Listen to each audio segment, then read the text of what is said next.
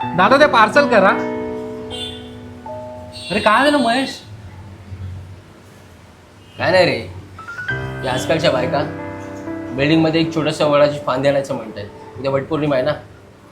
अरे माझं काय म्हणणं आहे, इकडे बाजूलाच वडाचं झाड आहे, मागच्या बाजूला 7 मिनिटावर झाड नाही आहे. 7 मिनिटं यांना चालत जायला नको आणि यांना 7 जन्मी हाच नवरा हवा आहे. काय बोलणार?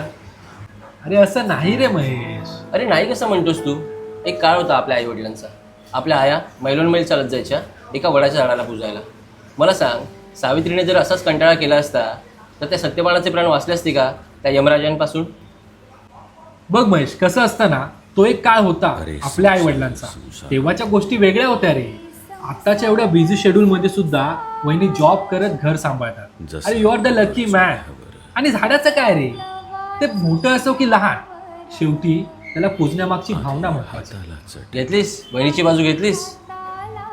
अच्छा, आता मला सांग, वहिनी त्यांना जे पण शक्य होतात ते सगळं करतात तुझ्यासाठी, घरासाठी. पण तुला प्रत्येक जन्मी तीच बायको मिळावी त्याच्यासाठी तू काय करतोस रे?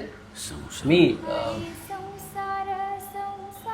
इतका विचार करू नकोस हा. आपल्याला जन्मोजन्मी तीच बायको मिळावी ना, यासाठी पुरुष काहीही करत नसतात. म्हणून त्या जे काही आपल्यासाठी करतायत ना, त्याचं आपल्याला महत्त्व असलं पाहिजे. आणि कमॉन महेश, कारण आज त्यांचा स्पेशल दिवस आहे. वहिनींना एका नाटकाला घेऊन जा, तेवढ्यातच खुश होतील त्या.